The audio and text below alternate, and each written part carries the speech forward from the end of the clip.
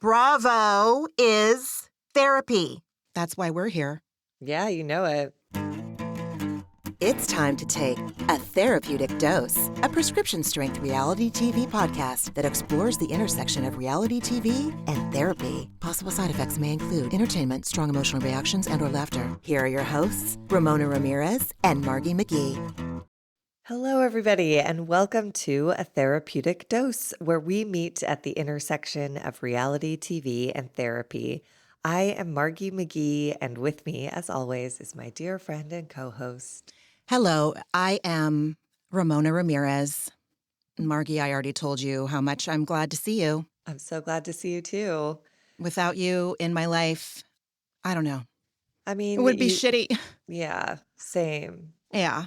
Well, and you mentioned that you might not have gotten out of bed this morning, and I think it's important and that was thematically what was underlying this whole episode. It was just a through line of depressions of varying degrees. Like Erica was able to manage hers, and Sutton's dad succumbed to his, That's depression. It's an illness, and we get a reprieve, we get recovery, or in the worst cases, like a cancer, a bad one. I was just thinking when I was watching this episode, like, I know I've lived a nice long life, and I know people who have gotten cancer diagnoses and survived, and I know people who've gotten that diagnosis and it's been fatal, and same with depression. I have plenty of friends. I'm surrounded by friends who are in treatment for depression, myself included, and who survive on a daily basis. And I also have a number of people who got a fatal case. And I just appreciated this episode for taking some of the stigma off of that. Like, as ridiculous as Kyle is, she did ask the right question. She said, "When did your dad get sick?" And people are so quick to go like, "Oh, he had cancer. That's horrible." But the second people hear depression, they're like, "Why didn't he just get better? Just fix it." And it's like, it's an illness, guys. So the right question is, when did your dad fall ill? And how long was he sick for? And when did it become terminal? Like when Sutton described, he was really off the day she last saw him. He was in his final stages. And I'm a believer, like, whether there was a gun in the house or not, he was killing himself with alcohol and drugs. It would have, had it not happened in an instant that day, he was working on his way out. And that's not him, that's his illness. It was the way cancer cells multiply, depression, if you wind up with a fatal case, and he didn't have proper treatment. She said he wasn't in therapy. It's what you always talk about, that you take your medications with a team. The last time you did it, there were 3 people in the room to walk you through it on the other side. Yeah. So he didn't have proper treatment. Anyways, that was a long wandering talk. But it wasn't wandering. It was so relevant to this episode. It was so easy for me to take the notes up until, because, again, I watch it for fun and for free.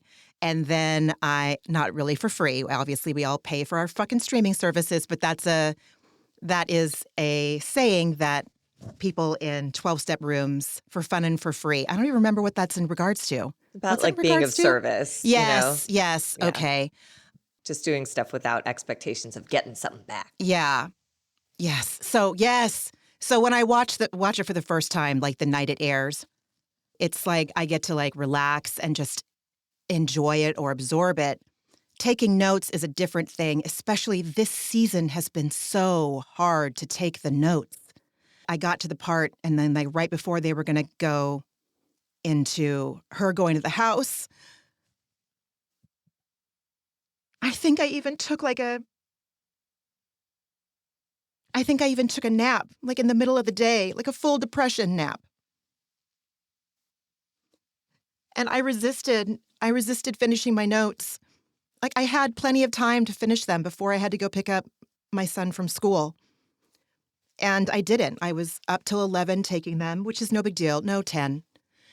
Oh, fuck, who doesn't matter what time I was up till taking them. But like what I'm saying is I put it off and put it off and put it off because it was so, oof, God damn it. Anyway, this is season 14 of The Real Housewives of Beverly Hills. episode 11, Mind Your Business. And I guess we could say, yes, mind your business literally, because that's what Reba said. And also, like, mind your business. Like, take care of your internal business. If I need to tend to my mental health, my physical health, my friendships, my whatever, the things that are I care about. I need to mind those as well, you know?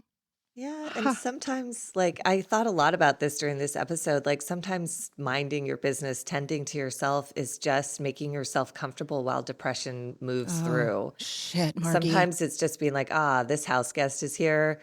I just have to get real comfy and just wait until this visit is over. And if it does not going to leave on its own, then I need to call in some people to help me encourage it the fuck out. Because I get so fixated on what can I do to make this go away? It's again why I appreciated Erica saying it took 4 or 5 years for me to want to get out of bed. And she's like, I'm not a person who slept till noon, and I wouldn't get out of bed till noon if I got out of bed at all. Yeah. And like, that is a relatable position if you've ever experienced clinical depression. It's so rude. And it's not the rudest. and it feels like it should be, because there's not a cast on your body or you're not hooked up to an IV drip to get treatment. There's this sense of like, I should be able to just change my mind and get the fuck out of bed. It's why one of my favorite characters on TV is the depression kitty in Big Mouth. Oh my God, yes. Her entrance is the best thing I've ever seen. This little girl, teenage girl, is like experiencing kind of sad, uncomfortable feelings, and she lays down on the ground. The depression kitty is this big fat cat that is warm and cozy and crawls on top of her. And she's like, it's okay, honey, you just stay where you are. And slowly the weight of the cat starts to like suffocate this girl. And she's like, hey, get off me. Hey, this isn't good anymore. And the kitty's like, no, baby, we're going to stay here. And anytime I have that feeling of depression, I'm like, there's a big fat cat on me and it has settled in. And I just need to wait until it rolls off, because me trying to change my mind or its mind is not how that fucking illness works. It's just not. Dude, you can't think your way out of it. No, it gets worse. It's meaner, because the thoughts are like, get up. And then it's like, you're such a failure. You can't get up. And then it's like, I'm staying in bed longer. It's a really... because you beat yourself up in your head, which makes you more depressed. It's and then insidious it's as just a fuck. fucking circle, man. Yeah. Plug for Big Mouth, the whole series. I keep waiting for the last one to come out. I thought it was supposed to come out in October, and it hasn't.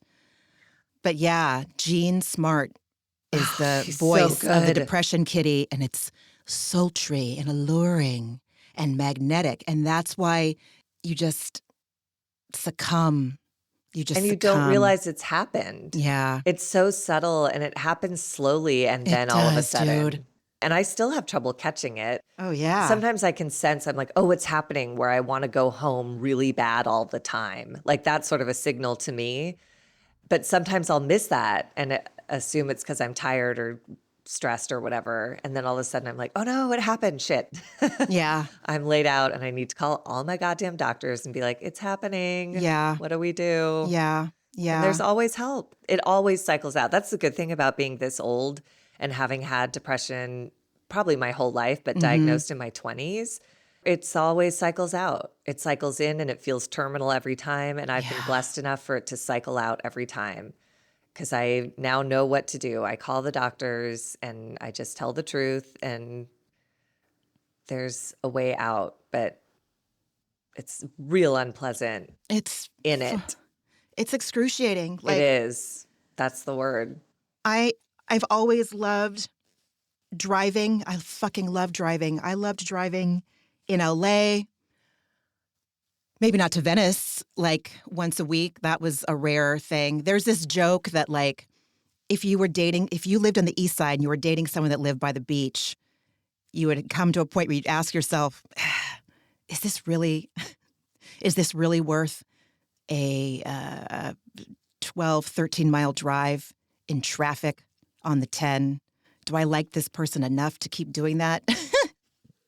I dated a hippie who lived on the beach, and I'll tell you what, by the end, he wasn't the best, but the beach is so great. I was Yeah. like, you really want to see the beach at sunset? Just go. Yeah. So I would go. I dated a guy that lived on the Venice canals. Oh, Yeah, God. yeah, and that was he was a nice guy.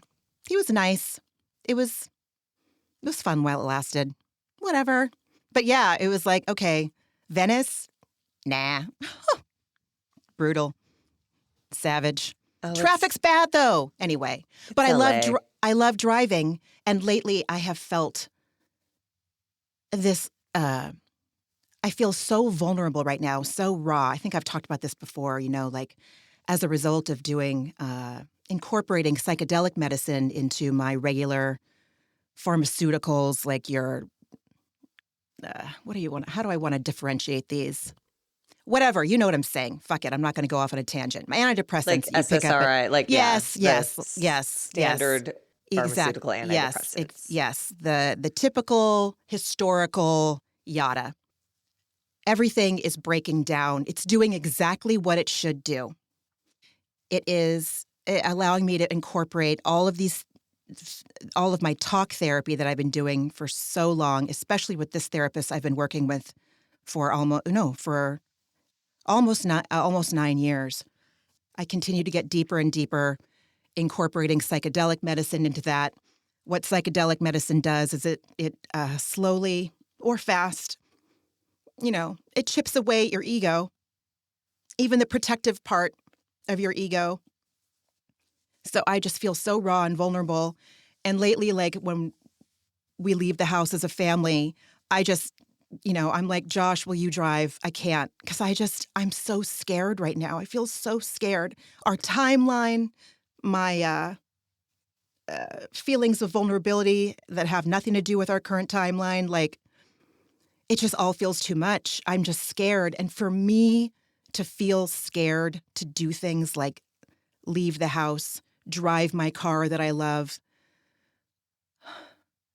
it's fucking hard.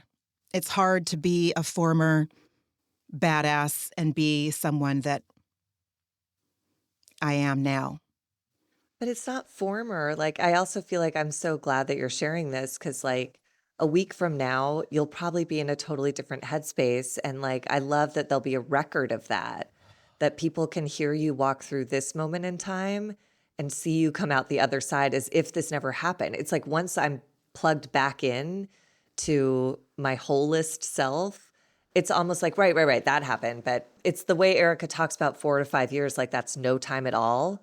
That's so every day of depression is 4 to 5 years. Every day of making the choice to just fucking hang in and try to fucking do one more, as my first therapist would say, just don't off yourself yet, like that was her only advice when I went through my first real bout of depression. And it was so confusing and it felt so intensely impossible to ever return from. Yeah. And that she would say, like, that's the victory. If you do that, you've won the day. And I was like, well, that's stupid. That's not enough. But I see that that's just how you have to talk to depression. Yeah. It's like, for today, we're just not going to we're not going to follow through with these fantasies. We're not going to follow through with these fantasies. Yeah, because they're just nightmares. It's also it's another way that it's hard to live with depression. It's like these cultural and societal expectations. Productivity is like the number one thing. You're not told like, yeah, go take a fucking depression kitty nap, Ramona. If that's what's going to bring you relief right now, like that's not on the fucking table. That's embarrassing. That's a shameful action to admit to another person, because at the very least, like I should be throwing in a load of laundry, which to be my credit, I did a couple yesterday. But that's huge. Yeah, I guess so. Yeah, I know. That's the depression talking of, yeah, I guess so. It's huge. Yeah. You know the weight of that. It's just like, it's thinking about it, obsessing about it, getting exhausted from thinking and obsessing about it. And generally, it's too exhausting to actually get up and do it. So the fact that you found your way to get up and do it. And you know why, Margee? Bravo. I sat down to take my notes and I was like, okay, put a load of laundry in while you're taking your notes. If I didn't have to sit down and take notes for this podcast yesterday, would I have done laundry? Bravo is therapy. That's why we're here. Yeah, you know it. Shall we then? Shall we Let's- resume in Augusta? I mean, yes. And we start with this very, like, the ultimate rich person moment of Sutton in her Augusta house just going, well, where would I have taken off my diamonds? And I was like, oh my God, anyone who can like afford to not know where they took off their diamonds and potentially, and not be at all rattled. She was just like, oh, well, where are my most expensive items on the planet? Oh my Anyways, God, that's made me so laugh. funny. Kyle comes back to the house sweating after a run, and she engages in some light people-pleasing with her newly appointed surrogate mother.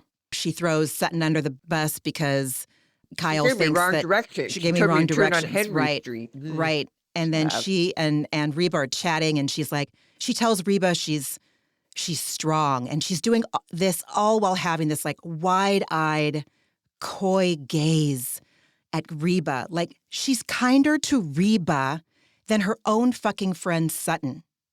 Go to therapy, Kyle. Go to therapy, man. Yeah, this was interesting. Kyle says you're very strong mentally in response to Reba saying that she used to run at 5:30 in the morning. So Kyle going running at like 8 a.m. is shocking to her. And then Reba just unsolicited says, I blame my father. I was his favorite child, so he taught me how to be very strong and independent. And I was like, well, that's interesting that she's so forthcoming. And then she asks, what sign are you? And Reba answers, she's a Cancer, but not a typical Cancer. I'm not a nurturer.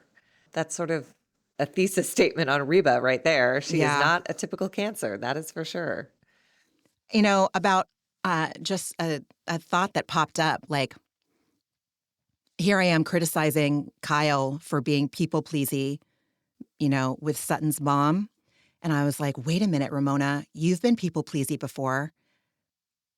Back when I was a lot younger, especially like if I was meeting my white friends' parents, I would be real tap dancey, lest they think I wasn't, you know, fill in the blank to, you know, what if they were racist is what I'm trying to say. So no, I feel like it's an identifiable adult child of an alcoholic thing. I do it. I did it all the time and still fight not to do it with any boss I'm with. Generally, it's male bosses because that's my daddy issues, you know. But I'm so middle-aged now that it's like ridiculous to see a woman of my age and experience walk into an office and go like, "Hi, how are you doing?" Like I sound like a pre-K teacher, and I'm like, "Oh my God, you're just people pleasing and trying to like win their affection," and like that is an expired tactic, sweet Margee. So expired. And yes, you are sweet. Yes. But yeah, I mean, I realized that in real time. Sorry, Kyle. And look, Kyle's middle-aged and she's still doing it too. Yeah. Probably doesn't even think that she's doing it. No, it's a survival technique. Again, it's totally. like, no, we don't know we're doing it. We're just trying to like not get hurt. Mm-hmm. And Reba is real capable of some nasty behavior. She all through this, you know how I've always said like Sutton is my dad, and I was like, oh my God, Reba is my dad. All of her bullshit, which in the course of a 1 hour episode, it doesn't probably feel like a lot to people who haven't experienced it. But if you've had this person in your life, I totally understand why Sutton was like sighing and shifting and uncomfortable, because it's just 100%. relentless questioning, criticism. But it's not direct criticism. It's like, why are these spoons in here? What time are you leaving? Blah, blah, blah. It's just constant like, you're doing something wrong, and I'm going to ask questions till I figure out what the fuck it is. And then I'm going to light into you. And when you're the child of that, like even when you're an adult child of that, you always make that critical parent, they're the like they are the expert on you. You're not the expert on yourself. They're the expert on you. So you're like, oh my God, I am a mess. I am a child. I'm not good enough. I am not worthy of this person's approval. I'm doing things wrong. I am a failure. Well, and Avi gets a ass load of that when he enters the scene and says, will you be joining us for brunch? And instead of saying, sure, she goes, brunch? I thought it was breakfast. And he is like, you see him take a deep breath and go, well, it was pushed to brunch. And she goes, yes, I see that. It's just nothing is just, it's a meal. Relax, have a snack. And like, why is this? This is like where my like child of an alcoholic stuff got triggered, where I was like, can't you just say, okay? Why do you have to make a big deal about a 2-hour difference between breakfast and brunch? Your family's visiting. You're welcome. Oh my God. Like it just made me so insane in the whole episode. Every opportunity she gets, she's like, yes, I see that. It's always some shitty comment instead of just go with it. Nobody's doing this to you. Brunch is happening instead of breakfast, which is like a 2-hour difference. Have a scone and calm down. Oh my God. Honestly. Why don't you eat a piece of bread and calm Truly. down? Yeah, totally. That's a Kim Richards reference. Oh, right. Just in case anyone forgot or isn't aware. That's She Kim. has a point. Another alcoholic Yeah. on Bravo. That triggered things in me at the time. Avi suggests that Reba, this was a misfire. But again, you just don't, when you're dealing with a person of that personality type, you just don't get any leeway. Avi suggests that Reba go gets dressed for a proper brunch. And she goes, well, I am fully dressed right now, and I don't want to do that. And she takes her little blue watering can and daughters out the door. I was like, oh my God, everything is unpleasant. Everything is unpleasant. It's the eggshells. It's everybody. Sutton, Avi, Kyle in her own Kyle way. for sure. Garcelle again. We'll get there, but I don't know if she was walking on eggshells. No, but, she managed that. I was like, that's how you do it. That's if you're a person in recovery, that's what it can look like. My God. Kyle and Sutton are upstairs getting glam, and Kyle has the fucking audacity. And I firmly believe she was coming from a place of wanting to hurt Sutton. She says, I was talking to your mom. She's great. And I don't think that Kyle is like skilled enough in nuanced thinking or empathetic kind of thinking to put together that Reba is going to treat Kyle differently than she treats her own daughter, which is what everyone does. You know, like I don't treat everyone the same way I treat Leo. It's a different relationship. It's also a more intimate relationship that I have with him, or it's just like Sutton has all this history with her mom.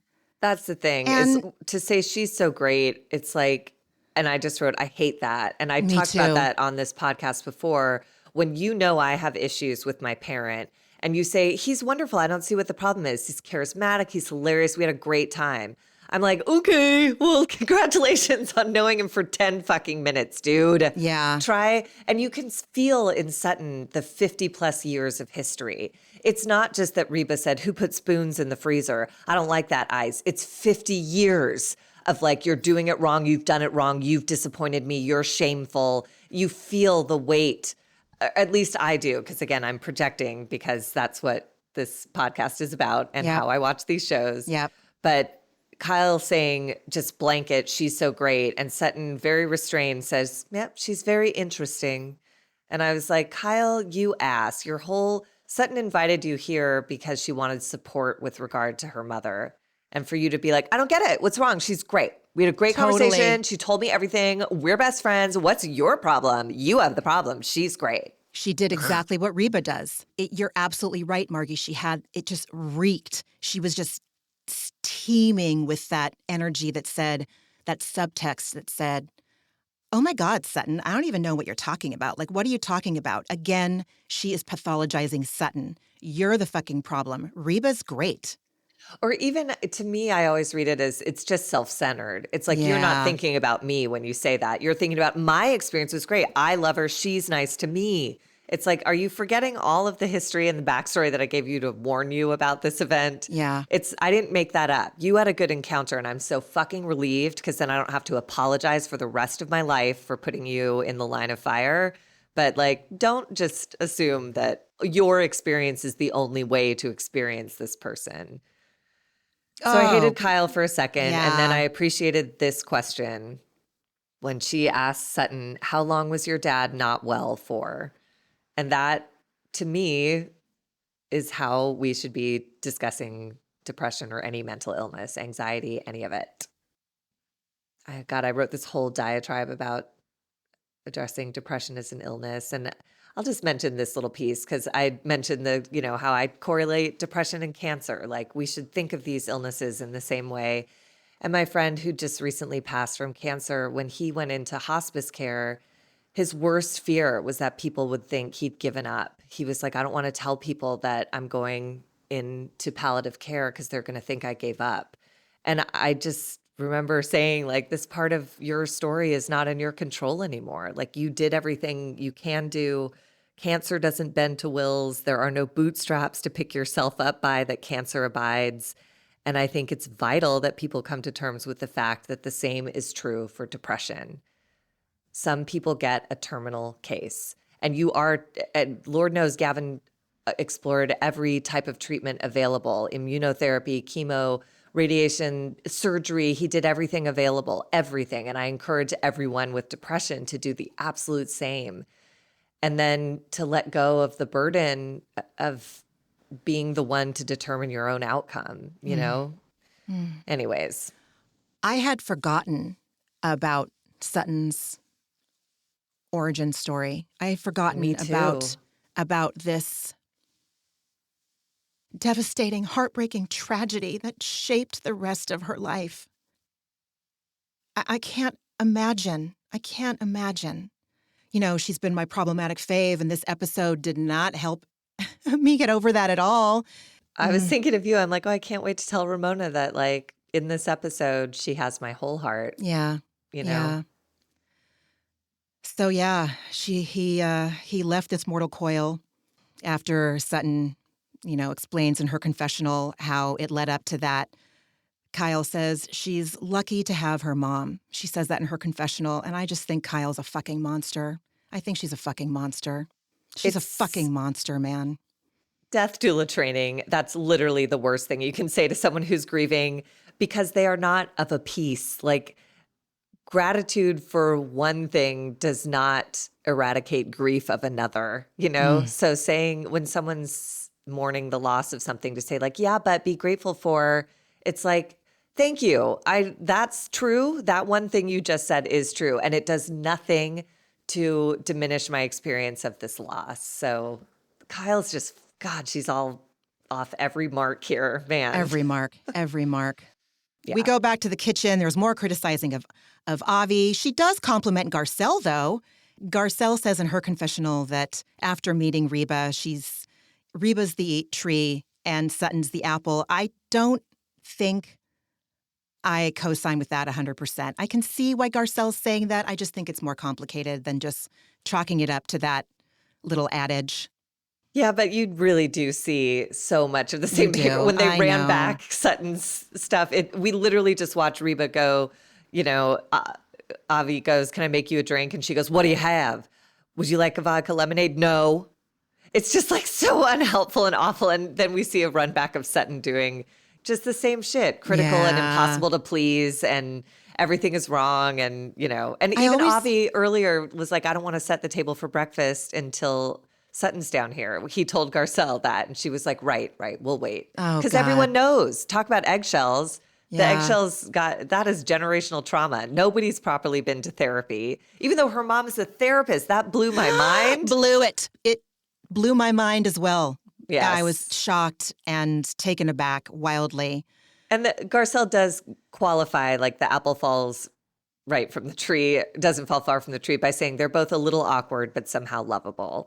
So I was like, oh, Garcelle, you're nice. And then there was a little bit more microaggression when, What the I know, when she tells Garcelle, well, you're not English, that's for sure. Like, what the hell does that? Again, it was one of those things that I was like, I don't know exactly what that means, but I don't feel well. Yeah, it wasn't supposed to make you feel well. Yeah. Unless you've got other problems. Then we're with Garcelle and Reba on the porch with their drinks, and Garcelle is so lovely. She launches with compliments, saying she loves Sutton for her generosity and selflessness, and that she got that from you, Reba. And she explains that she's had deep conversations with Sutton, and we flash back to that heartbreaking confession where Sutton says, I know my mom loves me. I just don't feel like she likes me. And I don't think I've ever made her proud or happy as a daughter. And Garcelle explains that Sutton is proud of how far she's come, and she would just love to hear her mom say that she's proud of her and that she loves her. And by this point, Reba is dead behind the eyes. Mm-hmm. And she just leans in and goes, I don't think that's any of your business. I was like, oh my God. She goes, I don't want to insult you. I just think you have no clue. And I was like, but you insulted her. And oh my God, it just is so cutting, everything about it. It's so intense. But Garcelle, to her credit, is just breathes it. And she's like, you're right. I haven't lived with you or grown up with her. I was just coming as a caring friend. And then Reba's defensive and weird. And she's like, oh, you're the messenger or whatever. But Garcelle explains that she's coming to Reba as a member of the Dead Moms Club. And she's like, I don't have a mom. And so I just want to facilitate Sutton's relationship with hers. If there's anything I can do while everybody's here, I'd like to be a part of that. Reba seems to not soften, but as much as someone like her can. She says, like, yeah, death is final, isn't it? And I was like, ooh, she got her. Garcelle's message landed. Yeah. Because she said something not defensive or critical. And with an alcoholic or with a personality type of this nature, with a non-nurturing cancer, that's as deep as it gets. If they're not defensive and if their tone is even lightly gentle, you did it. Success. I really liked the way they ended this conversation. I felt like by the end of it, Reba seemed as gracious as she can be. And again, like watching Garcelle not apologize. She was kind. She understood the unspoken limits that Reba was giving her. But she never made anything. Garcelle never took it out on herself, what Reba was saying. I would have, well, maybe I wouldn't at this point, but I know beyond the shadow of a doubt, I would have received what Reba was telling me, just like Sutton receives what Reba tells her. That's absolutely what would have happened. And watching Garcelle just be Garcelle and not make it about her being herself being wrong. Oh, it was so, I loved seeing it. It was beautiful to me. Yeah. Inspiring. And not giving Reba a reaction somehow made Reba available to this conversation all of a you're sudden. right, Margee. It's like in Al-Anon, they talk about everybody is entitled to the dignity of their own experience. And I just watched Garcelle do that, where this one was like, that's none of your business. You don't have a clue. And Garcelle was like, you are entitled to the dignity of your experience. That is true. I don't know exactly what your experience. So let me explain where I'm coming from. I don't have a mom, and it's all I ever think about and all I want. Sutton has a mom, and I'd love for her to be able to have some closeness with her while everybody's present and functional. So that's it. This is amazing. Right. And then Sutton calls him in to eat, and Reba's like, well, we've only been waiting since 8 o'clock. And I was like, Jesus Christ, everything's wrong. You're my dad. Yep. And then Garcelle's insight at the end of this, when she's in her confessional at the end of this scene, I felt like it was so spot on. Like Sutton had a relationship with her dad that she didn't have with her mom, and her mom was jealous. I can absolutely see that being true. 100%. And then everybody sits for breakfast, and Junebug barks at Reba, which made me laugh. Beautiful flowers in this episode, all over the place. This was a beautiful arrangement that they had to move because it was so big. This was a moment I wondered if you noticed, if this is something of people with a eating disorder, when Garcelle pointed out that Kyle hadn't eaten any of her grits yet. And I was like, God, I hate it. Just 100% I noticed that. It makes everybody uncomfortable. And I've had people comment on how much or how little I eat, and it's all terrible. Just keep your eyes on your own plate and shut the fuck up about it. Exactly.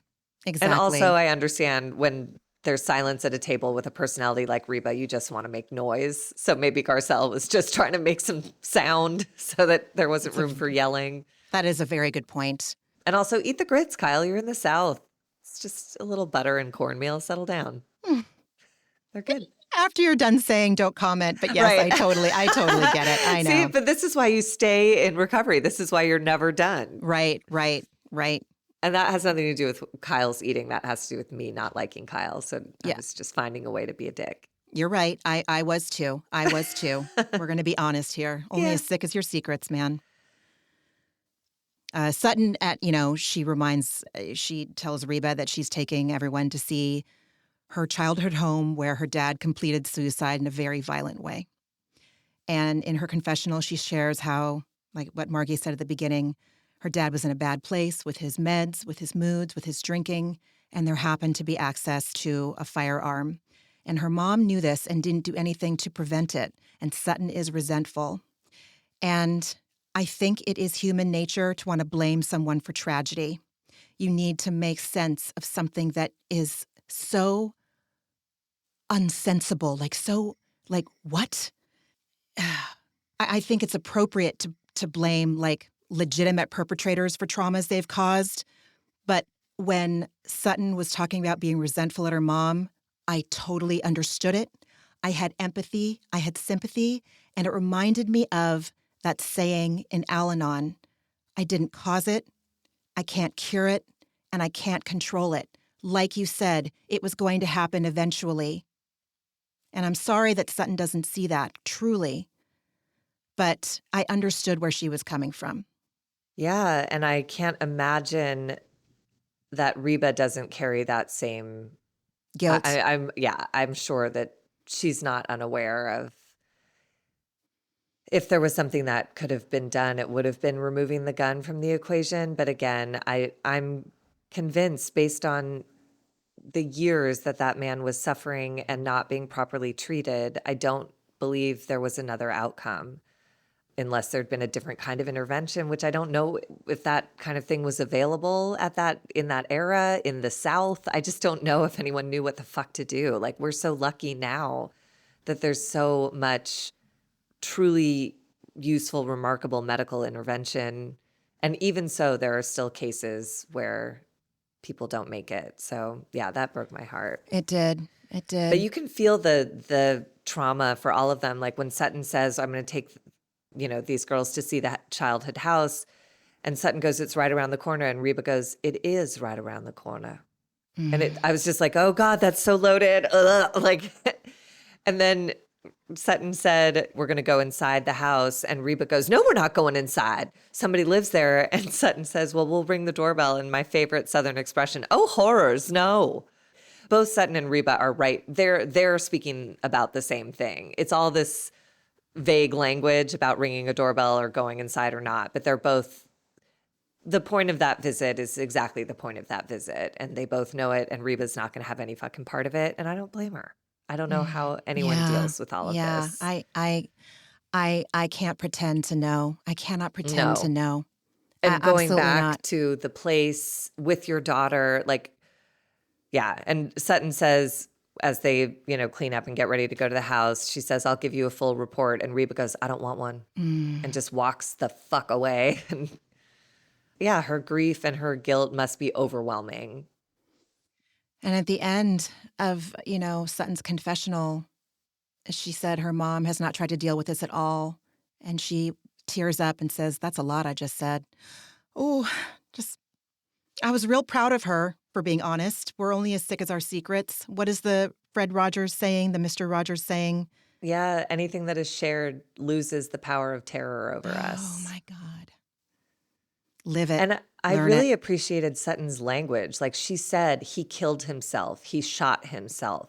Like she's not doing he passed, he lost his life. It's like she's really being as clear as she can. And I think that's such a service to people who've experienced this kind of loss. Everyone wants to tiptoe around it, but it's like, that is what happened. Those are the facts. And it's devastating. And that's what made my heart break open for Sutton, where I was like, kind of like, if you're not in regular therapy, of course you drink. I don't know how you go to a dance concert, come home, get that news, and then if you're not in intensive therapy all the time, I don't know. I don't know how else you make it through. And I know we've come a long way from season 1, maybe even episode 1 of The Real Housewives of Orange County. Like, I totally understand and really appreciate the beginnings of these franchises. I really love that. But the fact that we've come this far to now, this is what we're talking about. The Housewives have evolved, and the fact that it is absolutely possible and happening, obviously, to you and me, that we can also supplement our own respective recoveries through these shows and through these women. Who knew? I appreciate both. I appreciate both aspects of these shows. Well, it's our whole thesis of like, it is not trash TV. I just don't, for me, it's never been, because I'm looking at someone speaking an experience I relate to, or an example of someone who is trying to bypass pain and becoming a terrible person as a result. So, oh my God, yes. Speaking of which, Erica FaceTimes Dorit. Yeah. To show off her fucking design changes in her cabana. I'm sorry, but she shows the new paint in the hallway, which to me looks like an institution. It looks like prison. It's like white paint with 2 black lines running horizontal. I was like, that's what institution hallways look like. I don't understand why we're losing our mind over this. Martin Lawrence Bullard he's really just staying within his $3,700 budget, $37,000 budget. Oh my God. Anyways. And then Erica plays victim, and I can't stand it, saying she was such under intense scrutiny that she couldn't spend anything she made. And I was like, well, maybe just pay back some of the extreme excess to the people it was stolen from first, and then go buck wild. Why does it have to be one or the other? It was disgusting. I was disgusted. I just can't feel happy for her. I can't either. When she's like, there were people that said I didn't deserve to have money or nice things. It's like, yeah, dude, restitution first. And also, they weren't saying that. They weren't saying you don't deserve nice things. They were saying, can we have those $1 million earrings back? Because they were bought with money that was meant to treat my burns. Mm-hmm. They weren't saying you can't have anything nice. You need to suffer. Nobody said that. They said you have something that is not rightfully yours, and we're appealing to your conscience, to your morality. And That's such a she good has point. none. You're right. No one was You're calling right. for her to like live in a gutter. They were I just was. saying, but I mean, but it wouldn't solve anything. You're right. Her living in a gutter it's just give the earrings back. Like literally that was it. She could have been a fucking hero with a pair of earrings that I never see her wear. And instead they just sit in a box somewhere instead of other people getting skin grafts. Congratulations God, on exactly. your stupid cabana. Exactly. But then she got to the part that I was, again, glad for this stuff being spoken about on television. She talked about her depression after 4 or 5 years of hell, she called it. She said she's excited about life again, and that's a signal to herself that she's returning back to normal. Not returned, like you slowly make your way back to a place you lightly recognize. Depression isn't a light switch. It's a fucking slow-ass dimmer. It's a dimmer that takes you down, and then when you're in the pitch black, you're like, fuck, it's pitch black in here. And it's a dimmer to come all the way back up. And I appreciated her acknowledgement of that she is slowly returning to normal. And as much as I don't care for her design or how it was paid for, you can see how she was genuinely appreciative of like, this little thing is energizing me. Little. To the rest of us, it would be huge. But to her, she's like, this $37,000 expense is brightening my day a little. And those are the things coming out of depression that like, I've been, that's what I've learned in therapy is to focus on, if anything brings a spark of recognition of who you were or want to be back, you indulge as long as you can there. Enjoy it, So.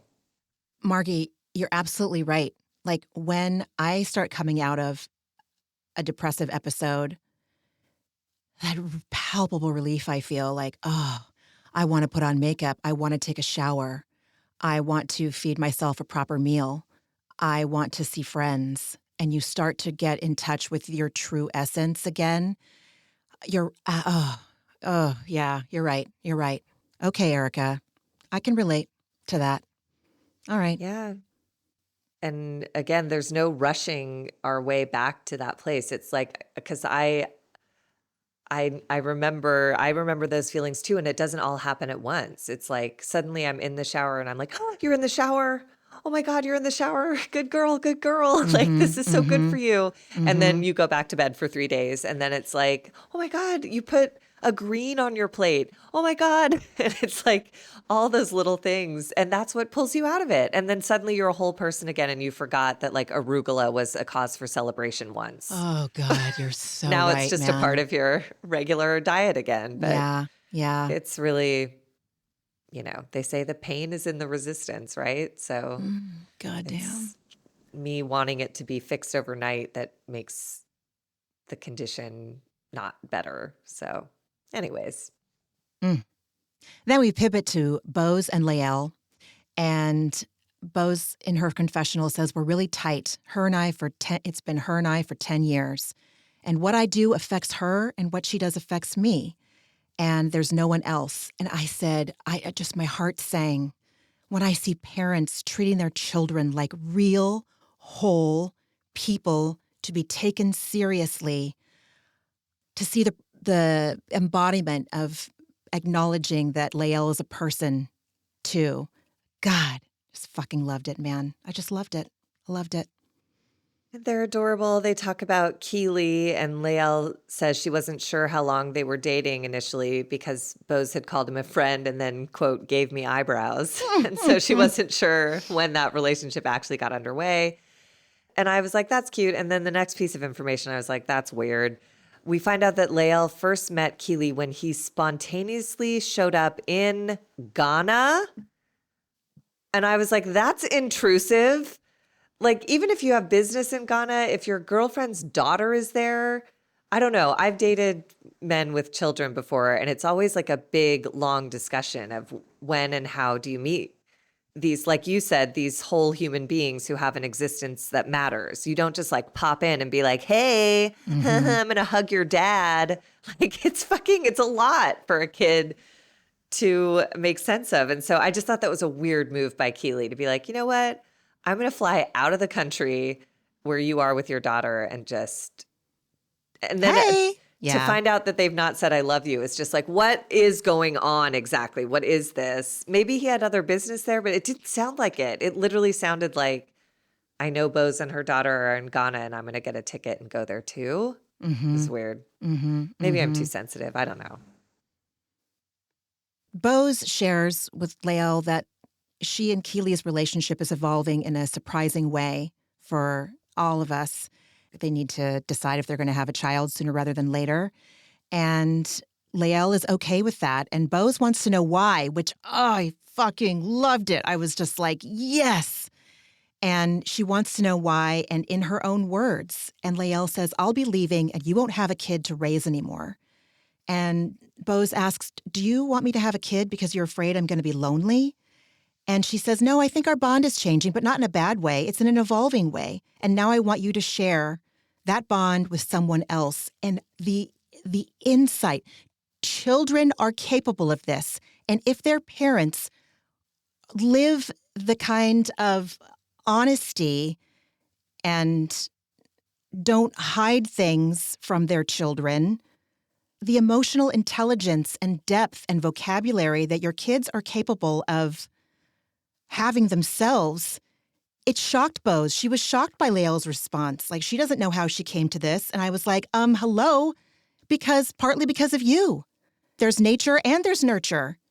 I loved that scene. I loved it. I loved it. Yeah, I was awed by her maturity as well to like have that perspective of like, I want you to share that bond with someone else. And now we're growing into a new bond. We're going to be friends and adults instead of mom and kid. So anyways, it was beautiful. And then she asks about how she feels about Keeley, and Bose is like, I guess that's backwards, asking about how you'd feel about a baby before finding out how you feel about Keeley. But, she's doing a lot of things backwards, that relationship, not having I love you on the table as they discuss marriage and kids. Maybe that's just a middle-aged way of doing things, but I think it might be. I think it might be like after you do things, quote unquote, the right way or the typical way or the way that society says this is the order you need to do these things in. It's like I feel like the older you get, the more you know, at least for me, it's like, oh, shit doesn't look the way I thought it would. It doesn't happen the way I think it should or the way it's supposed to, in quotes. I thought it was refreshing to see that. And it also, like who says? Who says? the only thing that bugs me about it is that it's so clear Bose wants to hear it and she's unwilling to talk to him about it. And that makes me feel like something's off.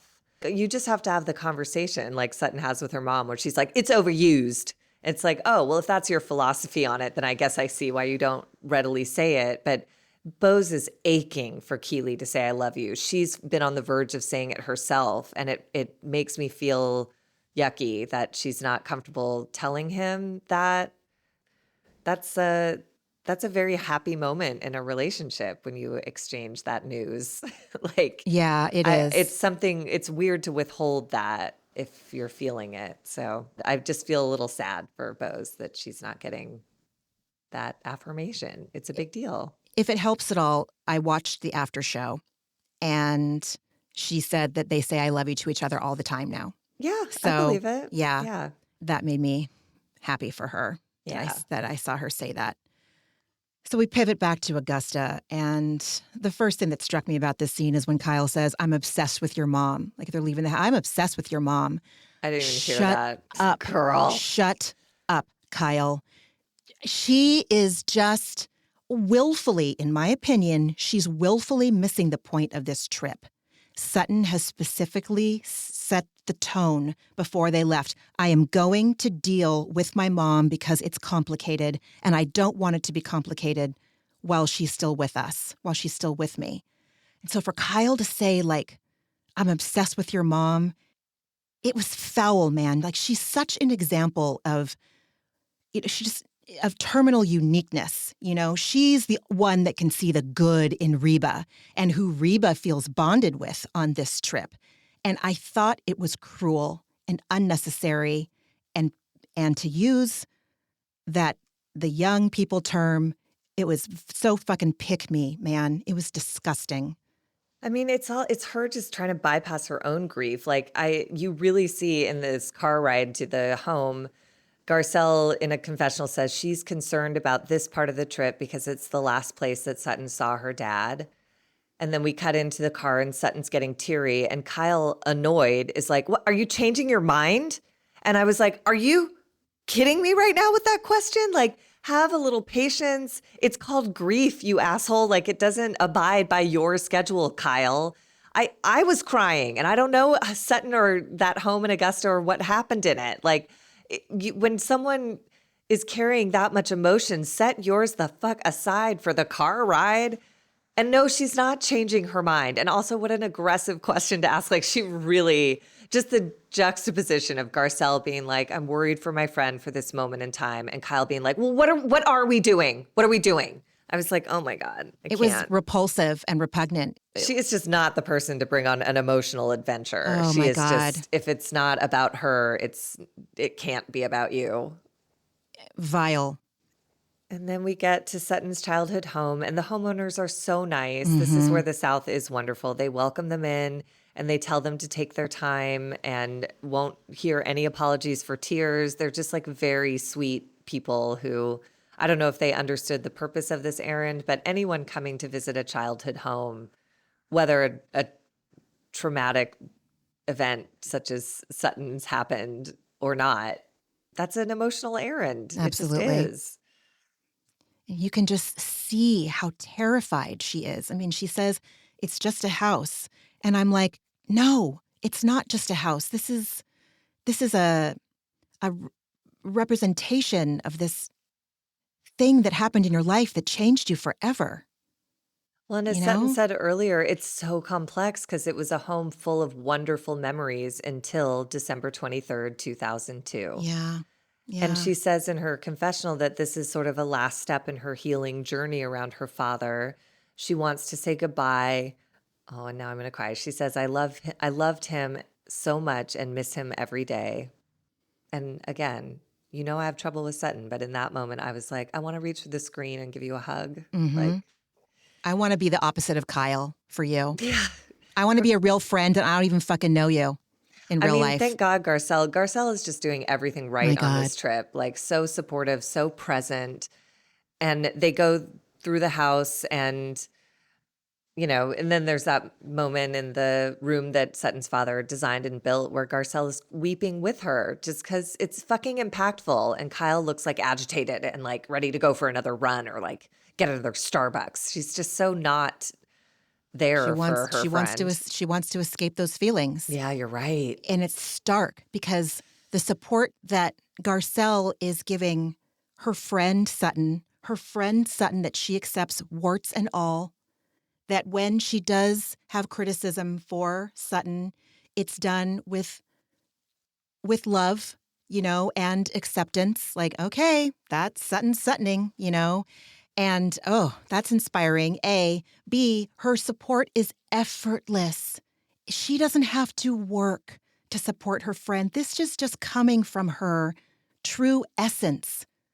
And Kyle just wants to run, which I understand because she runs and runs and she literally runs and she runs with her, just the way she lives her life. And she won't just sit still in what Sutton is doing, which is work And to and Sutton's facing it. credit, like you were saying, Garcelle is a friend who accepts her warts and all. And to Sutton's credit, she doesn't flinch when someone like Garcelle brings up her flaws, or when someone like Jennifer Tilly is like, yeah, she is reactive and out of control. And like, that's a good description of her. Remember when Jennifer Tilly weighed in on her behavior at the Denim and Diamonds party or whatever? And she was like, yeah, she's nuts. So, and Sutton doesn't drop these friends or cut them out. It's just like they see her and she gets it and they just move on because they're friends and nobody's expected to be perfect or flawless. It's just, you know.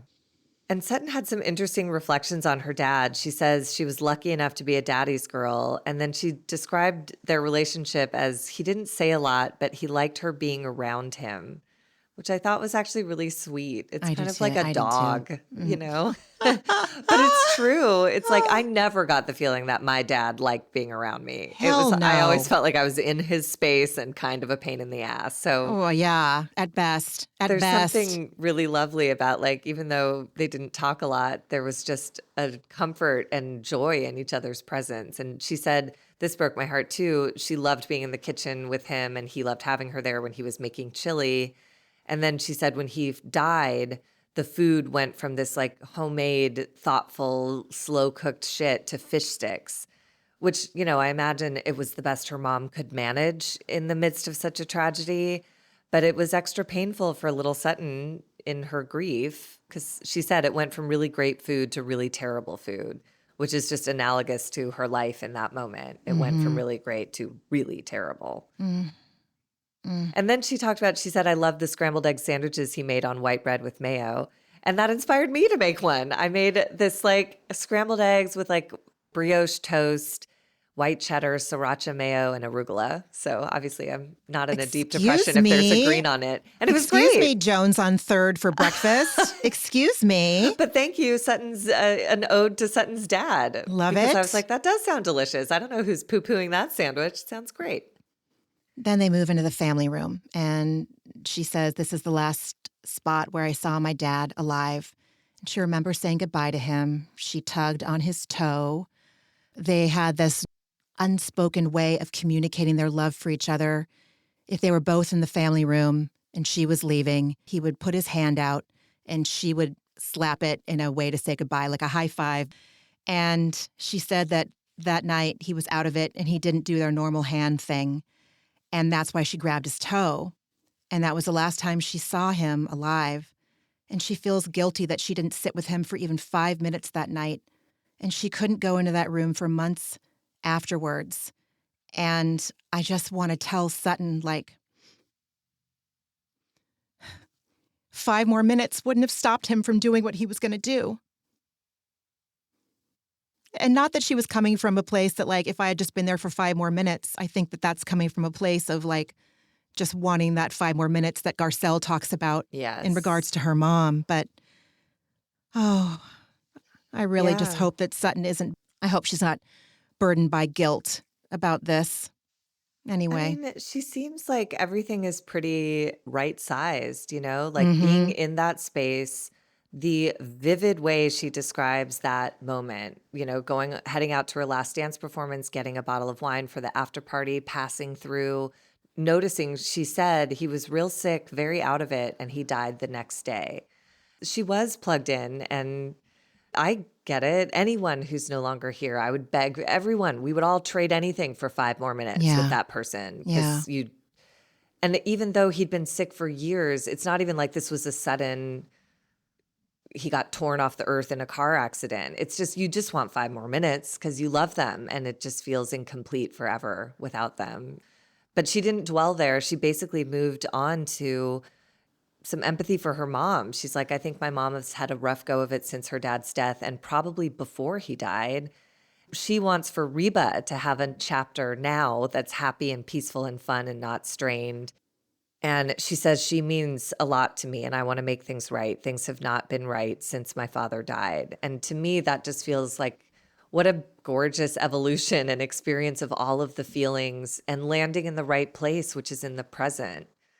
The sticky part about grief is getting stuck in the past and just getting stuck wishing it weren't so and wishing it to be different. But Sutton did a beautiful job of passing through that place, visiting it and being like, God, I wish I would give anything for 5 more minutes. There are not 5 more minutes to be had. What's here now? My mom. Let me work on getting things right with her. Wow. I mean, she's doing what I don't know if I can do. I think I've talked about it before. I don't know. I don't know if I can do that. It's not fucking easy. Like No. that's not an instinctive move. Like No. she's done some work clearly to be able to be in that space and like cry appropriately and relive it appropriately. And as she said, like, let it go, say goodbye. And she said, she's like, this was like years of therapy that I didn't have to pay for. And I was like, all right. And see, I was like, dude, you have so much money to pay for therapy. But Like she may have been going at least around grief. Oh, I really hope so. I mean, I wouldn't be able to talk about the death of a parent, let alone the suicide of a parent in the space where it happened when I was in my 20s. I still get riled up talking about my broken engagement from my 20s. You know what I mean? It's like, this is so intense. Or maybe she's just sort of like, maybe it's the Southern piece of her that's like, I mean, we also I in can this get through scene, this.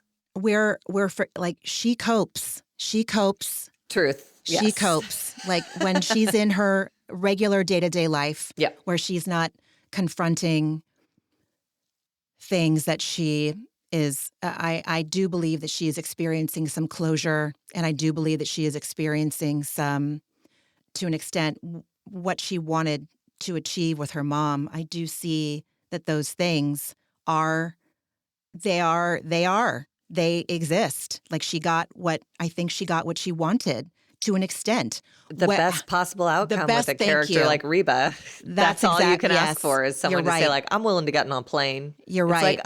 Like, yay. Yeah, and you're right. I don't know if Sutton's been to therapy or not. And I do have to remind myself that and I'm only saying I have to remind myself about Sutton with this because I have done it before where it's not a secret that we've seen Sutton's relationship with alcohol. I'll just leave it at that. I'll leave it at that. And it's not a relationship with alcohol that makes me feel safe necessarily, but it's like sometimes it's so seductive and tempting to like when there's been some positive movement with the person that is capable of hurting you the most,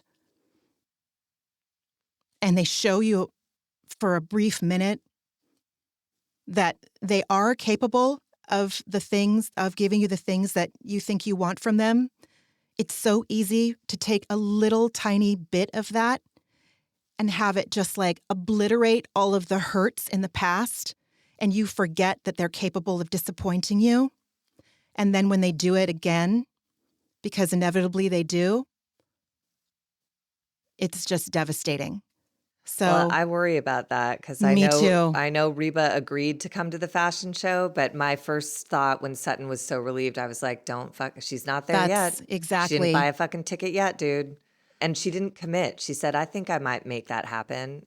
It just isn't enough until there's a ticket and her ass is in the seat in LA. It's just like, I don't believe you. I don't believe you. But that's my trauma I'm right. protecting. All of this is my I'm trauma that so yes. yes, I'm so skittish about any commitment from someone of that personality type. It Mm-hmm. just they're so volatile, and so if you say the wrong thing or break a rule that you didn't know was in place, they won't come and you'll My be God. punished and they'll know it and they're fine with it.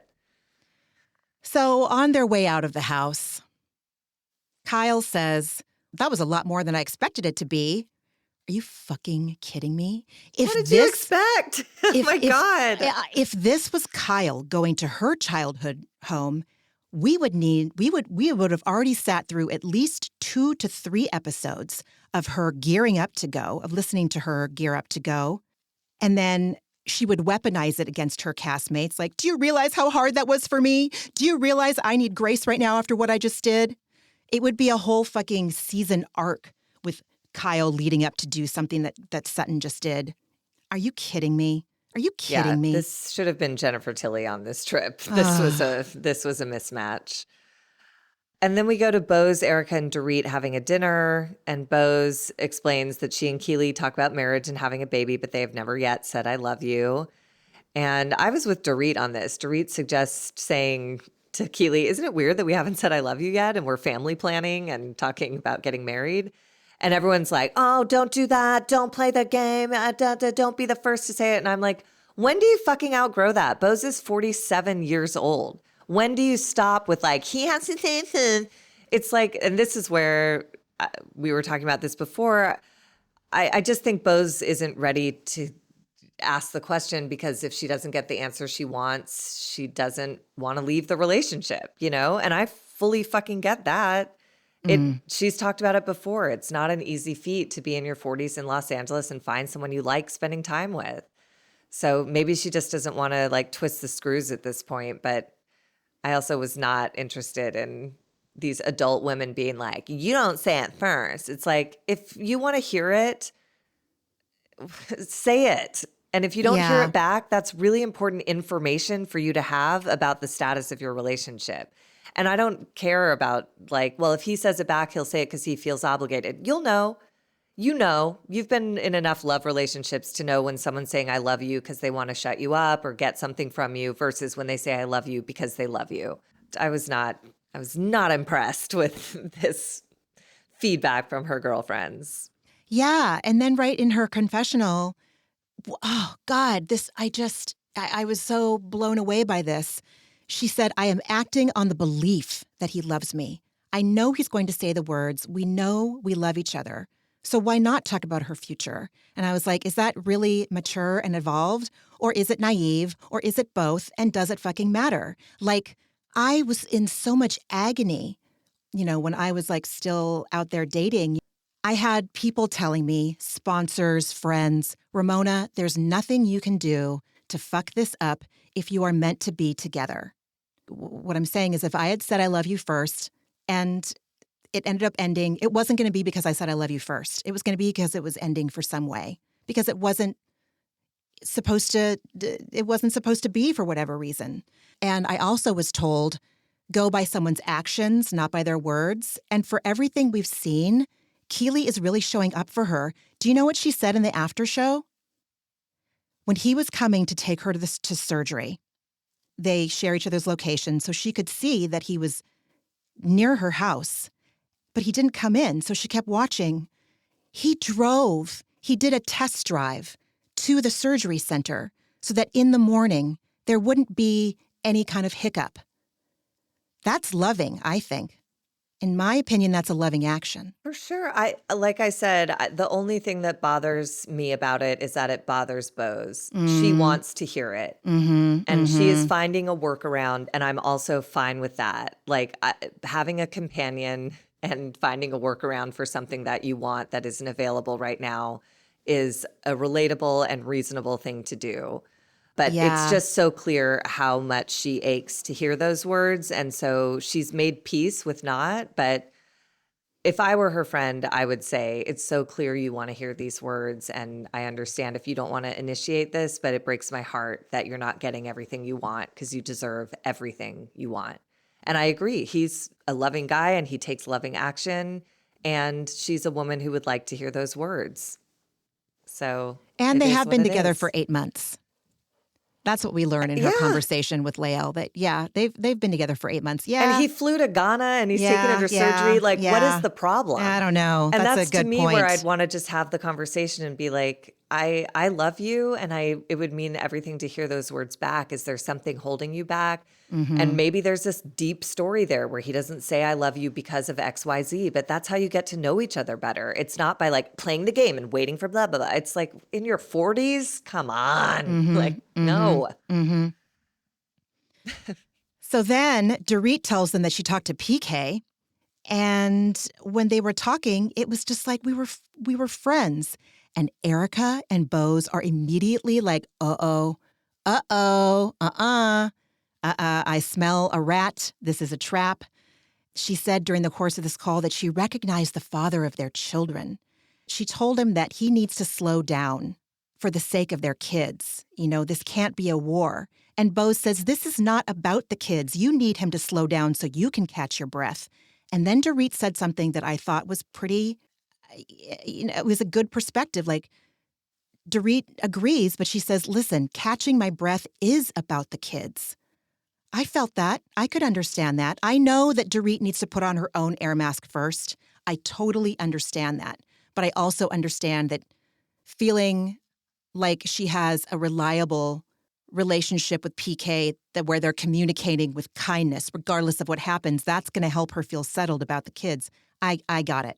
I get it, but I think what Bose and Erica are trying to tell her is if you're concerned about the kids, you got to look at the bigger picture. Last week, we heard a report of a 7-page email he sent her saying, fuck you, I'm suing you for divorce, fuck mediation. If you don't meet these demands, pay every inch of the house that we couldn't afford when both of us were contributing.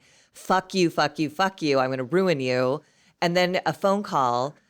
Hey, baby, I'm sorry. I know this has been hard on you. What they're saying, Bose says, this is a trick. And it's not a moment of respite. It's part of PK's plan to do exactly what I've been saying all along and what Bose says. He is going around to every law firm in town that's any good. He is poisoning all counsel so they cannot represent Dorit. She will have insufficient representation. And in my opinion, that hurts the kids. So if your goal is to protect and take care of your kids, get a fucking lawyer. Don't take a breath. I'm so sorry there's not time for one right now. Bose described it perfectly. This is the art of war. You were a cornered animal and he is afraid that you are going to strike. And so what he's doing is calming you down so he can batter you the second you show signs of remission, of retreat. And it's true and it's gross. And that is divorce. And I appreciated both of the women at that table trying to get Dorit to understand that yours will not be different. PK, Erica said it, he's brutal in business. He will be brutal in the business of divorce. And this is part of that. Dorit goes, you think this is a game? And Bose just goes, yes, wake up. And I appreciated that directness because I've been the person blinded by love and desperate to see the person who I fell in love with come back to me. Oh my God, yes. And it's taken my friends and family members to be like, that's not what's happening. I love you and I know your broken heart needs a break from the pain, but what's happening right now is manipulation and it's to fuck up some other part of your life that you're not looking at right now because you're in such acute pain. So I totally get that for the sake of the children, she wants a peaceful relationship with PK, but you don't go from a 7-page email to a pleasant phone call. That's alcoholism. Oh my God. Oh my God. Poor Dorit. At some point she says, after Bose says it feels like a trick. I mean, they're both just like, they are basically doing the verbal version of shaking her by her shoulders and like slapping her awake, like, It's girl. too important not to. Yeah. It's so unpleasant. Neither of them are enjoying it. But like when you see a friend who's about to relinquish her financial and physical stability, you got to shake her by the shoulders with your words. And Dorit, she said it. She's like, I don't understand the advantage he would get. And they explained to her. Erica says he's calming you down so he can run the bases on you. Yeah. And that's exactly it. And I'm so glad she has two people with loud, passionate voices. I don't think it landed on her in that dinner, but I think you can't not hear that in your head once, you can't unring that bell. I hope from two divorced women that she will take seriously that warning, because I'm really worried for her. I am too. He is going around and doing he's going to shut out all of the good attorneys. And oh God, if you don't have a good attorney, it doesn't matter how in the right you are. The bad ones are fucking ruthless and you'll get robbed. And I'm worried. And she'll wind up paying him alimony from the money she makes on this fucking show. That's fucking insane, dude. Yeah, when Bo says it's a trick, she's like, no, that I can guarantee you. No, it's not a trick. He's not that person. She's got those hopeful Al-Anon glasses on, those Al-Anon rose-colored glasses on. Like, okay, he's sober. We had one phone call that like gave my heart some peace and calmed down my emotional terror. And this, like, okay, phew. And she's doing that Al-Anon thing where you're in denial because of one conversation. That hope is reignited because of one conversation. Whew. Anyway. It's also a hard transition to go from a love relationship to the dissolution of a business. Like, I think it does take a village to divorce, because you have to keep reminding this person, like, you noticed he called her to have this kind conversation. That shit's not in writing. Oh, what's in wow. writing is 7 pages of how I'm going to fucking destroy you if you don't do what I want. What is not in writing is I'm willing to work with you. Let's make this happen. I'll give you this or that. Whatever the fuck he said, it's vanished. The courts, it's not relevant in court, so it's not relevant, sadly. Ugh, it's so icky. It's just so icky. Oh. Then we move back to Augusta, and Kyle is FaceTiming Kathy, and Kyle's boo-hooing about Mo and Portia going to Europe. He's going to drop her off somewhere, and then he's going to go to Switzerland, and then he's going to meet PK in Saint-Tropez. And even though Kyle looks super like, she's talking about it with that humor, it's probably to cope for like the utter terror and insecurity she's feeling about her not quite, ex-husband, even though she's moved on with Morgan, just still that insecurity about not letting him go and how it's going to hurt her if she sees him on TMZ with frolicking with an influencer. I mean, it looks like that comes up later in the season, Oh, God, I forgot. Okay. Yeah, where he's hugging her saying, I never meant to hurt you, and she's Yeah, crying. And it's yeah. like, well. Then we check in with Garcelle, who's sitting on the couch with Junebug resting its head on her arm, which was so cute. That little It was dog. so cute. And you know what? Like, it was so un-Frenchy-like to me. Like, I don't know about you, but when I've seen French bulldogs on the street and I try to like have them engage with me, they are not interested at all. I've never met a breed that is less interested in people. I was like, dude, Garcelle, like lap that up. French bulldogs don't do that with just anybody. So that's so just cute. It was had so its little adorable. Head on her arm, just looking up at her. It was so sweet. So jealous. Yeah. And then we have some displaced anxiety. We go to Sutton, who's in the kitchen with Avi, and she's stressed out over crab cake ingredients. And it's not about the crab cake ingredients. It's not about the pasta.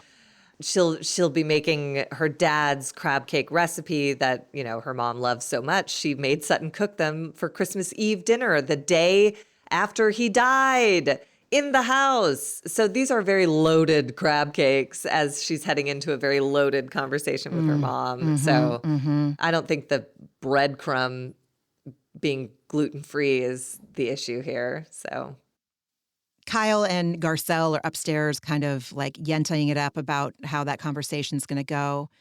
And then I'm going to sound like a real asshole right now, but I'm just being honest. Kyle's confessional in this where she says, Sutton is scared. Like, no shit, Sherlock. But I love sequins. I love an appropriate use of appropriately sized shoulder pads. But in this confessional, I think Kyle looked like Dynasty meets Baby Jane. I thought she looked beautiful. Oh, I God. loved the dark brown dress and the deep lip and the I loved sleek, it. shorter hair, I thought she looked, maybe it's just because it was a different look and I was just sick of her in her Augusta vibe. So I was taken aback. It was very soap opera. It was very soap opera, but I enjoyed it. Then Avi sends Cheryl, who is Sutton's housekeeper, to go check on Reba. And Cheryl is exasperated, as everyone is, when they are asked to run an errand that involves Reba. Because I think she has a broken foot. She, I believe, is wearing a boot that you wear after you have a foot injury. But it also seems like it's a thankless job to get Reba. Totally. Because she goes to get her and she says, Sutton's ready for you. And Reba goes, well, I'm on my way. And again, it's just like, can't you just say great, here I come, instead of just everything is just, it's just awful to be. Yeah. And I'm sure Cheryl engages with Reba a lot because she keeps that house in Augusta for Sutton. So, and then Reba says goodbye to her dog, Dixie. And we get a quick look at Dixie, who is this fully coiffed, blown out, I don't know what kind of dog it is. It's an Afghan. A big dog, long hair, but it was one moment of sweetness from Reba where she's like, I'll be back soon, Dixie. It was cute. She loves her dog. Then Reba enters the kitchen. There's some just uncomfortable silence and discussion of pickled okra. And Sutton shows her mom her capsule collection. And she's desperate for her mom's approval as a career woman, but this was not the way to get it. It just goes left. Sutton tries to explain how complicated it is, and Reba relates it to the journey of ground beef from Cuba to the supermarket. What? I don't know. Oh my God. It was just, if you ever need an example of going to the hardware store for milk, this was it. Trying to explain to an 82-year-old woman a capsule collection in an industry she doesn't care about just gets reduced to ground beef. And then Reba starts preparing a drink and peppering Sutton with annoying questions and refuses Sutton's appetizer dip, saying, I don't eat stuff like that, as she pours from a giant Kettle One handle. Sutton has a confessional in this scene, and she says, all my life I've wanted to feel accepted by my mother. She was always a career woman. I'm so proud of her. I just want that to be reciprocated. I think that is a completely normal expectation for a child to have of their parents. Yeah. And just to it never goes away, regardless of how old you get and how old your parent gets. It just doesn't go away. Oh, broke my heart. And then we finally sort of launch into the conversation where Sutton tells her mom she doesn't know if Reba understands what she does or if she's proud at all. And Reba just goes, I don't understand any of that. Why do you think I wouldn't be proud of you? Instead of just saying, of course I'm proud of you, sweetheart. Yeah. It's just so angry and combative. And Reba says, I don't need to say those things. And Sutton says, well, maybe I need you to. And then Reba, ice cold, just goes, well, okay, I'm proud of you. And it was just that's not what we're going for. And Reba explains her theory on things like pride and love. She says, it's trite and inconsequential to say I'm proud and I love you. It's overused. Sutton doesn't agree to this notion that it's trite to tell your children you're proud of them and you love them. And Reba pointedly says, well, that seems to be an issue for you and a lot of your friends. Oh my God. My God. Fucking God. My God. And then Reba explains her damage, that she was not raised with any praise or encouragement or nurturing. She was tossed in a crib and just cried herself into oblivion. And she said, and I just kept going. Mm-hmm. And this is an example of not breaking the cycle, Reba. So just because you went through hell and you put your daughter through hell doesn't mean it's ever too late to stop this hell, She's a therapist. Mm-hmm. She's a therapist. Oy. Oy. And Sutton, this is where I was like, Sutton must be in therapy, because Sutton says, I don't want to force you into doing something that you feel is trite. I just want to let you know how I feel. And Reba, ice cold, goes, oh, thank you very much for telling me that. And I was like, oh my God, this is so unsatisfying. Mm-hmm. And then Sutton invites Reba to her fashion show in California, and Reba basically says, I can do that. And Sutton is moved to tears And that's where I was like, careful, careful, careful. Careful. She Tread. just said it. She said it. She didn't do anything. She's not on her phone buying a ticket. Oh, God. Protect yourself. Yeah. Yeah. And Just be then realistic, Sutton. Be realistic about that. the It's so hard to let it go of those is. expectations. Man. But the only satisfying part that I thought Sutton can hang on to is Sutton says, I just want better. And Reba says in a light tone, sincerely, we can do better. And Sutton hung on to that. And I think that's the right thing to hang on to. I don't know that she's going to come to the fashion show. I highly doubt it. But that's my own child of an alcoholic cynicism. But I do believe Reba thinks they can do better. And she's willing to try in her own small, peculiar ways. So She says that she can't sleep in the fish room, and this is a theme on the Housewives now. Yeah. It's showed up twice at Bluestone Manor, and now she can't sleep in the room with the aquarium. I just thought it was hilarious. Garcelle and Kyle are on the staircase, and they have been listening as much as they can. And this scene, again, like it even just changed my physicality in my chest. Garcelle just rushes to her friend and asks if she's okay. And she says she's so proud of her. And we then go to a shot of Reba at the bar refreshing her drink. yes, and then we go into Kyle. Everybody goes in the kitchen to cook, and Kyle's pouring booze down Sutton's throat as she stirs crab cake meat. Yeah. So we all go back. Everyone's going back to their coping mechanisms. But they made a little progress, and that's all there is. Progress, not perfection. Then we have a dinner table scene, and Sutton tells Reba that she'll be leaving this visit with a smile on her face, and she wants to leave a better daughter. And Reba goes, and a friend. And I was like, well, that is as good as it gets. Yep. So I don't know that Reba's going to show up to this fashion show, but that moment, that's the victory with someone as limited as Reba. So, Completely. Cheers. What a fucking jam-packed episode. My God. God. Yeah. I am so glad to leave Augusta. Oh my God, I'm so glad to leave Augusta. Please, the next episode, let's get some Jennifer Tilly, some sequins, some something. Palate cleanser, please. Please. What else did you watch this week? We finished season 5 of Below Deck Sailing Yacht. And this was the season where Daisy and Colin had their relationship, and Gary lost his damn fucking mind. I don't like Gary, obviously. Like, who likes Gary? He's such a man-child. That whole world is so not fascinating, just it's so unknown to me, and there's just such like a culture. There's a charter yacht culture. And I did look up Colin. You know how Colin always wears those T-shirts, the same T-shirt with the same logo? It says Parlay Revival. Well, I Googled it because I was like, oh, is that like Colin must own a boat? He does own a boat. No, History it's a is, very but, popular YouTube channel, and like it's a whole big thing. And I'm like, oh, I think, I love a graphic tee. I love a graphic tee. I'm powerless over a graphic tee. I might order a Parlay Revival shirt. It has like a scooped hem, so it's not just like straight across. It's like got a more like flattering cut on the hem. And I love Colin. Why do I love Colin? And then we tried watching the first episode of season 6, and I was like, I hate this fucking cast. I don't even know if I can watch this season. I might have to fast forward. I don't know. I'm going to talk to you about that offline, see if it's worth it.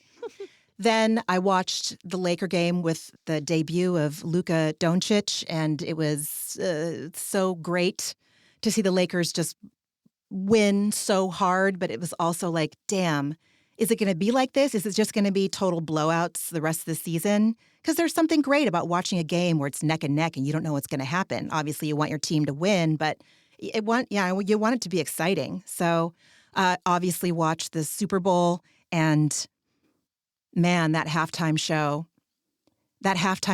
just talking about it, the hair stood up on my arms. That's a Pulitzer Prize winner. And white people were pissed. No. Not all of them. Not all of them, the but 335 million people who turned in and stay tuned there. And that is the problem, is there is a small percentage of white people who want you to think that they're everyone.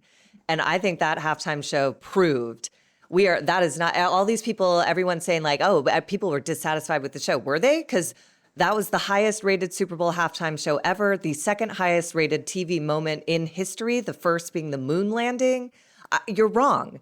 That is not true. Everybody tuned into that, was moved by it, is compelled by it, and he's right. The revolution was fucking televised. That started something around the world. I heard my whole neighborhood go A minor, the whole fucking neighborhood screaming it.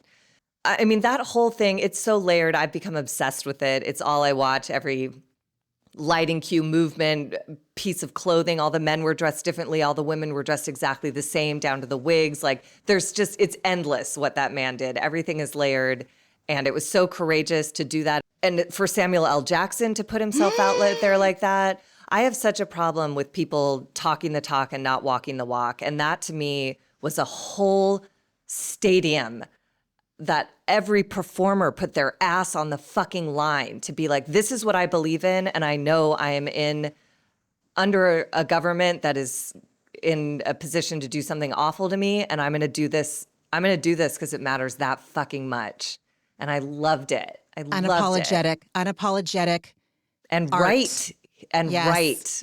Yes. Yes. Oh, it was just brilliant. Serena Williams crip walking on a fucking coffin. And all of it, like, everything was layered. It's like that was a slam to Drake. It was also retribution for her awful treatment at the Olympics when she celebrated dancing and got to talk about non-representative white people, but clearly, they stormed out on the court and talked to her. Like, it was just awful. And didn't she get fined for her outfits too? I mean, everything. That woman has been through and got penalized for being emotional on the court when men bash rackets throughout the history, including the one commentating on that halftime show. I've watched hours of it every day, and I'm not tired of it. And someone needs to write like 50 thesis papers on it. 100%. I bet they are. I mean, I wouldn't be surprised if at some point there's going to be a college course on it. I mean, it was just everything. Even the necklace, everyone's like, oh, it's A minor, but it's also the logo of his production company, which is this like creative collective. It's not even just a standard like record producing. It's like, let's get people with out of the box ideas in a space and get them to work. And his jeans, literally everything was amazing. And I'll say Drake with the smirk is burned in my brain. It is my new happy place of like him staring down the barrel of the camera. God, he's amazing. He's fucking amazing. It was amazing. There were just some Bachelor Nation. I'm in the Bachelor subreddit. I gotta leave. It's so fucked. It's not good for my mental health, dude. It's just not good for my mental health. And there were, I think, at least 3 or 4 white dudes from Bachelor Nation that were like, I don't get it. That wasn't good. What, and then. Yeah, you don't get it. Yeah, so you don't get listen to people explain it to you because it's fucking everything. Right. Oh, God. I just was so pissed. I was so pissed that it went over so many heads and just like. But it landed on so many. It did. And I am landed on the majority. Yeah. But that fucking minority, the people that just feel so threatened by other people because they should feel threatened. They're so used to they're so used to society, the world, this country being for them, that when it's not for them, for however long that show lasted, it is outrageous to them. And they are so angry. The gravity and the symbolism of it all far outweigh the people that are crying about it and pissed for their petty reasons. Well, they should feel threatened. Like, as Kendrick said, 40 acres and a mule, this is bigger than the music. Yeah. Like, it was a rallying call. It was a petty fuck you to Drake. It was a visual masterpiece. Like, he accomplished everything. It was so layered and so impactful, and I'll never get tired of watching it. I can't get enough of it. And it was my antidepressant. It remains my antidepressant. It's the most complete work of art I've ever seen in my lifetime. It's Agreed. Art and activism, and I'll never get tired of looking at it because every time I watch it, there's something new. Or when I think I've understood all of it, someone's like, oh, did you see the guys sleeping on the lamppost? It might mean this or that. And I was like, what? Yeah. It's just nothing was without a thought. Every single element of that was thoughtful Yeah. and purposeful and provocative in the best ways. Yeah. So I just fucking Yeah. loved it. Oof, my hair just stood up. It's just, it was powerful.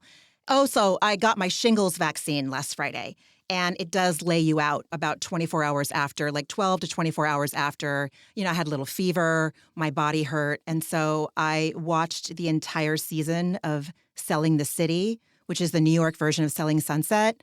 And it's terrible and awful. And I also couldn't look away. So, you know, Perfect for a shingles vaccine come down.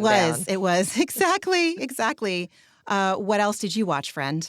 I watched The Traitors and Oh, yeah. Southern Charm and Southern Hospitality, but the Super Bowl was like the most. All I've been watching are TikToks and reading think pieces and all the shit about the halftime show. It just was so impactful.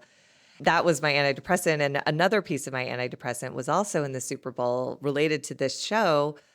There was this pregame interview with A.J. Brown, who's a player on the Eagles, who wound up winning in like a really demonstrative fashion. But at the time this interview was done, obviously that outcome was not known.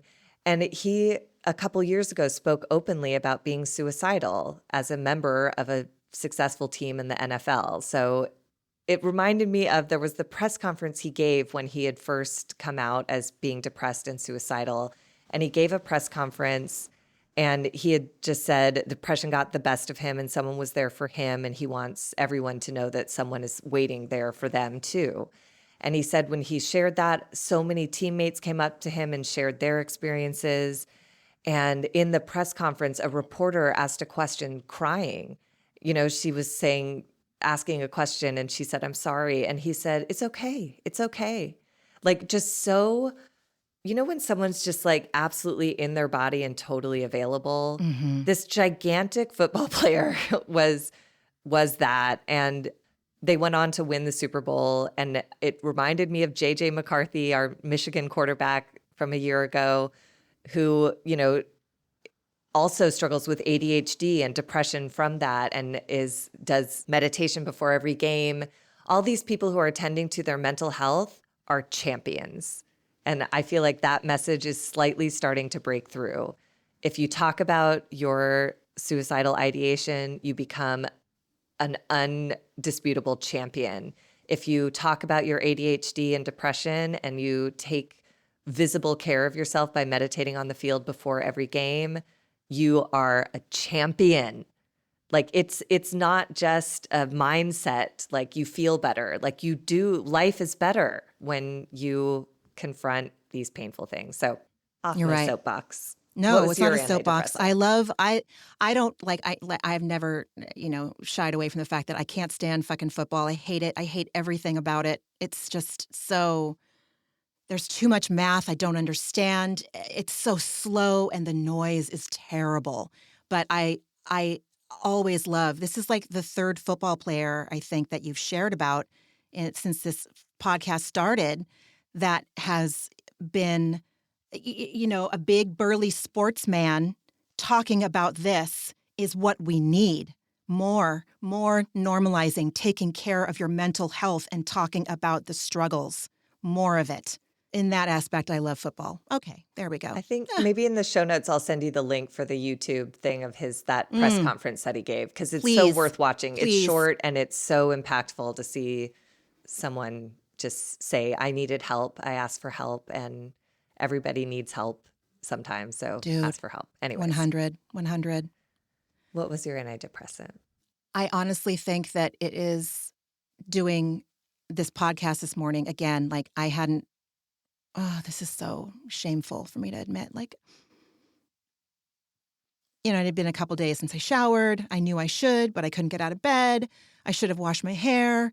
Couldn't get in the shower, so why would I wash my hair? I was just taken down, dude. I set my alarm. I got up. I showered. I slapped on some makeup, and now I'm ready for the rest of my day. And I'm so grateful that I had this commitment with you today. That's my antidepressant. And it's not shameful. You wouldn't shame someone who had the stomach flu I for would throwing never. up. I would never. Why do I still do it to myself, Because man? Why? it's how we've been programmed, but yeah, you just had a bout of depression and you may still be recovering. It's again, you wouldn't ask someone with the stomach flu to get in the shower and get their shit together. They Yeah. have to throw up until they're done barfing. You're right. You're right. You're right. You did great. You fucking showered and showed up. That's Yeah. 2 wins. Yeah. Yeah. Well, everyone, we have come to the end of a fairly heavy episode of A Therapeutic Dose. I don't know what else to say other than thank you for listening and Take care of yourselves. take care of yourselves. And we'll talk take care next of week. yourselves. And we'll talk next week. All right. Bye, everybody. Bye, everybody. Love you, friend. Love you. Ramona and Margee are, obviously, not doctors and do not provide medical advice. Their content is intended to be used for entertainment purposes only. It is not intended to be, should not be interpreted as, or used as a substitute for medical advice or a diagnosis of any health or fitness problem, condition, or disease, nor a recommendation for a specific test, doctor, care provider, procedure, treatment plan, product, or course of action. My mom isn't a doctor.